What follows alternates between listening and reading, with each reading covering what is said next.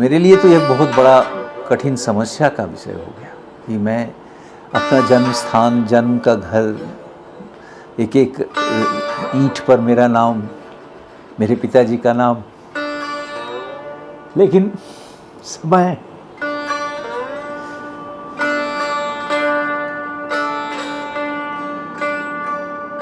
तो जितनी दिन तक मैं जिंदा रहूं, जीवित रहूं, स्वस्थ रहूं, मैं संगीत में ही रहूं।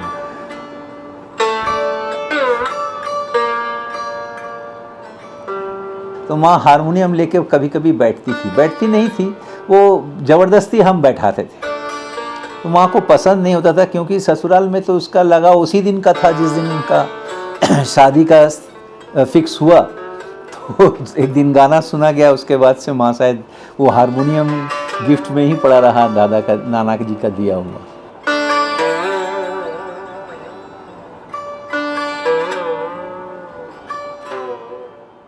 एक्सीडेंटली मेरे छोटे भाई, जो हमसे 3 साल छोटे थे, नेशनल लेवल का बैडमिंटन प्लेयर था, वो उसको पापा प्लेयर में कन्वर्ट किए, हमें संगीत में छोड़ दिया। तो उसके बाद हमारा संसार, परिवार पूरा बिखर गया, माँ, बाबूजी और मैं।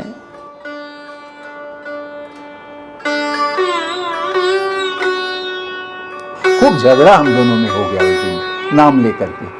हमने कहा छोड़िए शर्मा जी, सबसे बेस्ट है हम सितार नुमा गिटार कह करके इसको बजाते हैं। और ये साज मेरा रूप लिया। आज हम भी उसको सितार नुमा ही गिटार कहते हैं।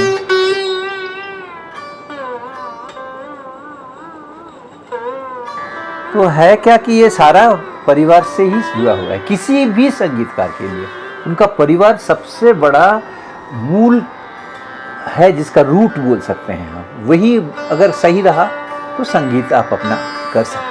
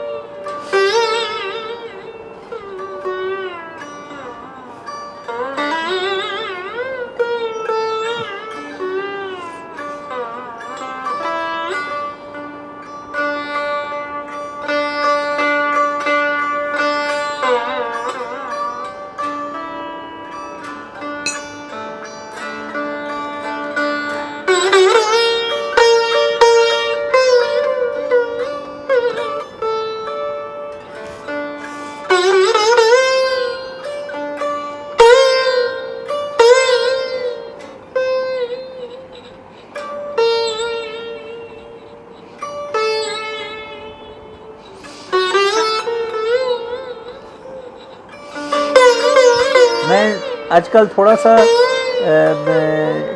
दूसरे रूप में चलता हूँ। जैसे सुबह मैं करीब 6 साढ़े 6 बजे उठ जाता हूँ। अपना रेगुलर वर्क करने के बाद मैं थोड़ा घर की सफाई वगैरह में लग जाता हूँ, ताकि मेरा घर, बच्चे जो उठे उनका ऑफिस है, बच्ची का स्कूल है, ये सब चीज़ मैं और बहू रानी मिल करके ये सारा करता हूँ काम। और उसके बाद मैं हफ्ते में 3 दिन वर्कआउट करता हूँ। ये मेरे बेटे का देन है, सौमिक का देन है कि मुझे वर्कआउट कराने के लिए वो इन्वॉल्व किया, और मैं अभी अच्छा वर्कआउट कर लेता हूँ। तो 3 दिन मुझे वर्कआउट में चला जाता है, सुबह 12 से 1 बजे तक का दिन का। मॉर्निंग में उठता हूँ तो थोड़ा मॉर्निंग का रियाज़ रहता है, पूजा पाठ रहता है। रियाज़ में मैं सुबह सरगम रियाज़ करता हूँ।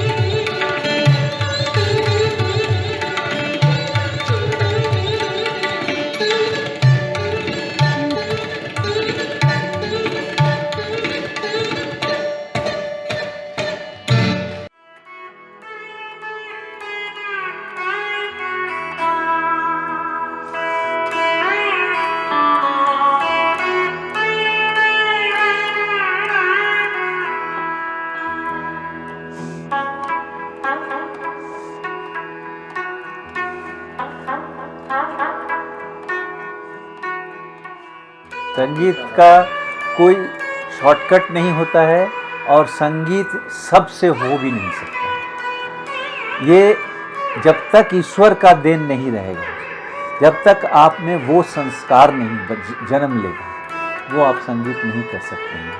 24 घंटे में 20 घंटा 22 घंटा पढ़ करके हम IAS IPS या कोई भी सर्विसेज में जा सकते हैं, कॉम्पिटिटिव सर्विसेज में, लेकिन 24 घंटे में 22 घंटा रियाज करके भी आप नहीं लगा सकते हैं जब तक मालिक का, गुरु का आशीर्वाद नहीं है। और ये गुरुमुखी विद्या है, तो गुरुमुखी विद्या तो अभी बंद हो गया है, अभी सब ऑनलाइन विद्या हो गया है ये लास्ट 2 साल से। तो ऑनलाइन में जो विद्या है इसमें हम सिर्फ इतना ही जानते हैं कि ये गत है, इस गत के अनुसार तुम गत को अपना बजाओ, हम उसी अनुसार गत को पकड़ लिया। अब बाकी उसका डेवलपमेंट जो है वो कैसे होता है, स्वर का बढ़त कैसे बनते हैं, हम एक स्वर से दूसरे स्वर में जाते कैसे हैं, क्या उसका गति है, किसी राग में नी से रे कैसे जाते हैं, किसी राग में नी से स कैसे जाते हैं, स से नी आते हैं, नी से स जाते हैं। ये सारी बातें गुरुमुखी शिक्षा है और ये गुरु कराते रहते हैं।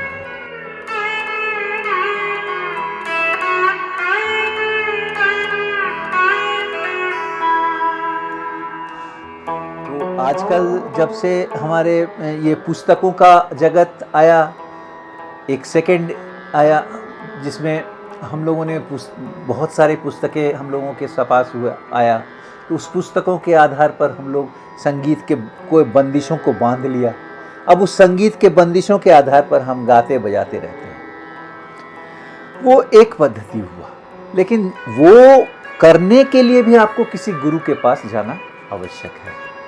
और गुरु सेवा बहुत बड़ी सेवा होती है। गुरु के प्रति श्रद्धा ये एक बहुत मायने रखता है। बहुत लोग ऐसे हम लोग ने बहुत अपने जीवन में देखा है कि गुरु से सीखने के बाद गुरु जी का नाम ही नहीं लेते, वो खुद गुरु हो जाते हैं। वो तो अलग है, होना भी चाहिए उनको खुद गुरु।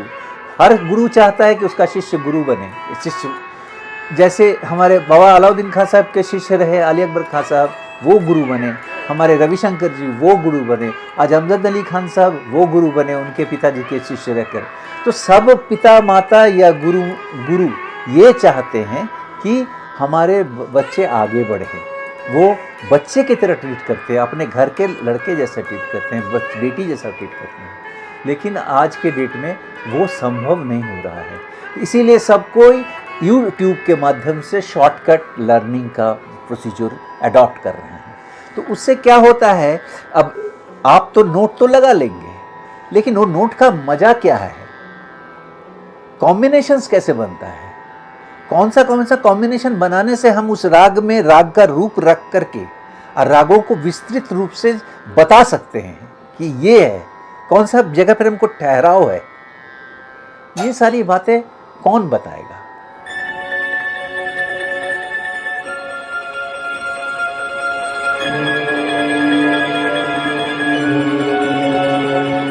तो ऐसा तो जिंदगी चलती ही रहती है, लेकिन ये शॉर्टकट मेथड्स मेरे समझ से कुछ है नहीं। इसका एकमात्र है गुरुमुखी विद्या और गुरु से शिक्षा।